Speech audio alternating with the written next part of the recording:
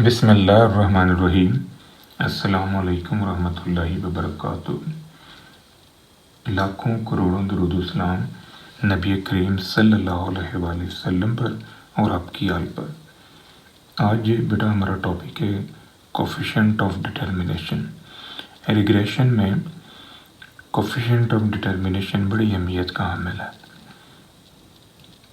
अब इस कॉन्सेप्ट को क्लियर करने से पहले हम वेरिएबल का एक जनरल रिलेशन जो है वो स्टडी करते हैं। देखें, जो गंदम की पैदावार है जिसे हम यील्ड कहते हैं, तो ये यील्ड जो है ये कितने फैक्टर्स पर डिपेंड कर रही होती है। ये लैंड पे, ज़मीन की ज़रखेज़ी के ऊपर, सीड, क्वालिटी ऑफ सीड पे, फर्टिलाइज़र पे, लेबर पे, रेन पे और भी बहुत सारे फैक्टर्स हैं जिनके ऊपर जो गंदम की पैदावार है वो डिपेंड करती है। इसी तरह बेटा जो मार्क्स हैं, स्टूडेंट्स के मार्क्स जो हैं वो डिपेंड करते हैं स्टडी पे, स्टूडेंट के आईक्यू लेवल पे। IQ level mean intelligent quotient, home environment कैसा है, उस बच्चे की फ्रेंडशिप्स कैसी हैं, वो नेट कितना यूज़ करता है, स्पोर्ट्स में कितना पार्टिसिपेट करता है, वगैरह वगैरह। अब ये देखें कि जो यहाँ पर यील्ड है ये डिपेंडेंट वेरिएबल है, ये सारे इंडिपेंडेंट वेरिएबल। ये मार्क्स जो है ये डिपेंडेंट वेरिएबल है और ये सारे के सारे इंडिपेंडेंट वेरिएबल। अब हम चूँकि लीनियर रिग्रेशन में काम कर रहे हैं तो लीनियर रिग्रेशन में जो रिलेशनशिप हम स्टडी करते हैं वो सिर्फ दो वेरिएबल का होता है, जिसमें एक वेरिएबल जो है वो इंडिपेंडेंट होता है और एक वेरिएबल डिपेंडेंट होता है।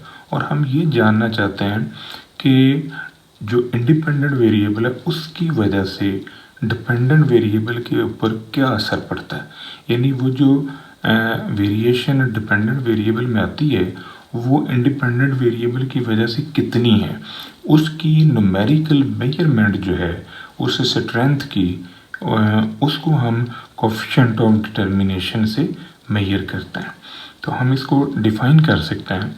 देखें, coefficient of determination measures the proportion of variability in values of dependent variable y explained by its linear relationship with independent variable x, defined by ratio of explained variation to the total variation। तो explained variation और total variation की जो ratio है इससे ही हम coefficient of determination कहते हैं और इसको हम डिनोट करते हैं आर स्क्वायर के साथ। अब हम ये कह सकते हैं कि आर स्क्वायर जो है ये रेशियो है between explain variation and total variation. जब ये दो रकमें बेटा आपस में तकसीम होती हैं तो इसको फिर हम रेशियो कहते हैं। अब ये जो एक्सप्लेन वेरिएशन है इसको हम कहते हैं जी summation Y cap minus Y bar का स्क्वायर और टोटल वेरिएशन को summation Y minus Y bar का स्क्वायर। अब ये जो एक्सप्लेन्ड वेरिएशन और टोटल वेरिएशन का कॉन्सेप्ट है ये हम इस डायग्राम से भी असेस कर सकते हैं। देखें, यहाँ पर ये जो लाइन है ये Y cap A plus B X, ये मैंने लाइन ड्रॉ की है। इस लाइन की बेटा प्रॉपर्टी है कि ये एक्स बार और वाई बार से गुजरती है, यानी ये एक्स बार है, इधर से वाई बार, ये वो पॉइंट है जहाँ से ये लाइन गुजरी है। इसका मतलब है कि अकॉर्डिंग टू द प्रॉपर्टी कि ये जो पॉइंट है ये इस लाइन के ऊपर फॉल कर रहा है। अब हमने क्या किया जी, ये एक लाइन ड्रॉ कर दी ऐसे, ये वो पॉइंट है जिसमें से ये लाइन पास कर गई। इससे वाई एक्सिस को मैंने आगे प्रोजेक्ट कर दिया ये। अब बेटा नोटिस करो कि जितना लाइन ऊपर की तरफ उठ गई है इसका मतलब है कि उतनी वेरिएशन एक्सप्लेन्ड कर गई है ये लाइन, यानी ये लाइन का ऊपर की तरफ उठना इस बात का इंडिकेटर है कि उसने वेरिएशन को एक्सप्लेन्ड किया है जो इंडिपेंडेंट वेरिएबल की वजह से थी, यानी वाई कैप माइनस वाई बार। तो ये जो लाइन एक्सप्लेन नहीं कर पाई उसे हम लिखेंगे y माइनस वाई कैप, और इन दोनों का जो जॉइंट है या इन दोनों की जो कंपोजिशन है वो आपके पास है y माइनस वाई बार। तो ये टोटल है। अब टोटल जो है ये डीकम्पोज हुई है दो वेरिएशंस के अंदर, एक वो जिसे लाइन ने एक्सप्लेन कर दिया और एक वो जिसे लाइन ने एक्सप्लेन नहीं किया। यानी ये एक्सप्लेन्ड है तो ये वाली फिर अनएक्सप्लेन्ड है। अब ratio between explained and total, ये देखें, ratio between explained variation and total variation is called coefficient of determination and it is denoted by r square। अब ये जो r square है बेटा, इसको हम एक और फार्मूले से भी हल कर सकते हैं, 1 minus summation y minus Y cap का square over summation y minus Y bar का स्क्वायर।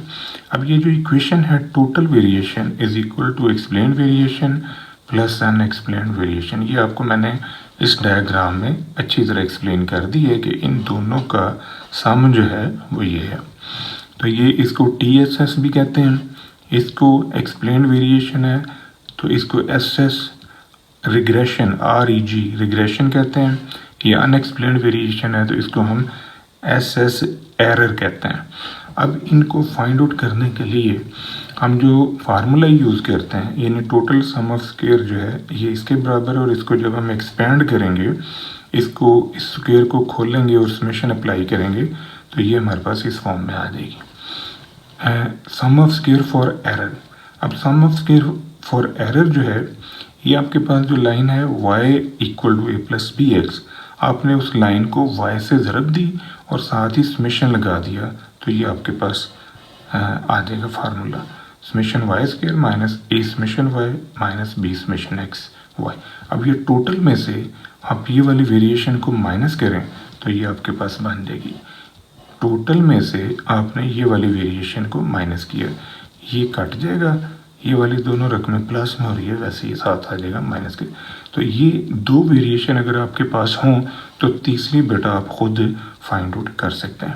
अब यहाँ पर बेटा आपने ज़हन में रखना है कि जो कोफिशिएंट ऑफ डिटर्मिनेशन है इसकी रेंज जो है, यानी इसका जो न्यूमेरिकल आंसर है वो 0 और 1 के दरमियान होता है, यानी ये नेगेटिव नहीं होता। उसकी वजह ये है बेटा कि ये जो जिन वेरिएशन से हम ये निकालते हैं वो दोनों स्क्वेयर्ड वेरिएशन है, तो जब ये दोनों स्क्वेयर्ड वेरिएशन है तो फिर इसके आंसर का नेगेटिव होना बनता नहीं, इसलिए इसकी बेटा जो रेंज है वो 0 से लेके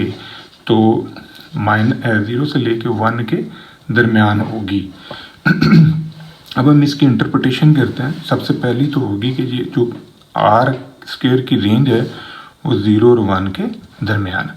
अब दूसरी इंटरप्रिटेशन देखें बेटा कि अगर r स्क्वायर का आंसर हमारे पास 0.96 आ जाता है तो फिर इसका क्या मतलब है, इसका मतलब है कि 96% वेरिएशन जो y में आ रही है वो belongs to independent variable x, यानी वो x की वेरिएशन की वजह से आ रही है। हम ये कह सकते हैं कि y डिपेंडेंट वेरिएबल में जो तब्दीली आती है 96% है और उसका ज़िम्मेदार x है। अब जो बाकी की 4% है वो किस वजह से आती है, वो फिर अदर फैक्टर्स की वजह से आती है। अदर फैक्टर्स में ये रैंडम फैक्टर शामिल है। जैसे देखें कि गंदम की पैदावार को हम स्टडी करते हैं फर्टिलाइज़र के साथ कि जैसे जैसे आप खाद ज़्यादा डालेंगे वैसे वैसे पैदावार ज़्यादा होगी, यानी खाद की वजह से, फर्टिलाइज़र की वजह से जो यील्ड में, गंदम की पैदावार में जो चेंज आ रहा है वो 96% है। अब जो बाकी 4% है वो क्या है, वो हो सकता है क्वालिटी ऑफ सीड हो, वाटर के लेवल हो, किसान की लेबर हो, बारिशें हो, वगैरह वगैरह, यानी वो बाकी जितने फैक्टर्स हैं उनकी वजह से 4% है। अब मज़ीद देखें बेटा, अगर इसका आंसर आ जाता है आपके पास 1, यानी इफ r स्क्वायर इज 1, तो it indicates 100% variation in y belongs to independent variable x and 0% variation belongs to other factor. It identify perfect relationship between x and y. अब अगर आंसर 1 है तो इसका मतलब कि सारी वेरिएशन जो y में आ रही है उसका ज़िम्मेदार x है और कोई रैंडम फैक्टर जो है वो इसमें इन्वॉल्व नहीं है। तो ये परफेक्ट मॉडलिंग है, परफेक्ट रिलेशनशिप जो है वो दोनों वेरिएबल में होल्ड कर रहा है। अब चौथी शेप जो है, चौथी इंटरप्रिटेशन जो है वो आपने ज़रा समझनी है। अगर आपके पास आर स्क्वायर का आंसर 0 आ जाता है तो इसका क्या मतलब होगा? It indicate 0% variation in Y belongs to independent variable x and 100% variation belongs to other factor. It means कि आपका जो x है उसकी वजह से y में कोई चेंज नहीं आ रहा, यानी अगर total sum of square hold कर रहा है तो उसकी जिम्मेदारी x पे नहीं है, वो रैंडम फैक्टर्स हैं जिनकी वजह से उसमें चेंज आ रहा है, यानी अदर फैक्टर्स की वजह से उसमें चेंज आ रहा है। तो ये था बेटा आज का हमारा टॉपिक। दुआ में याद रखिएगा। इंशाल्लाह अगली वीडियो के साथ फिर हाजिर होंगे। फी अमान अल्लाह।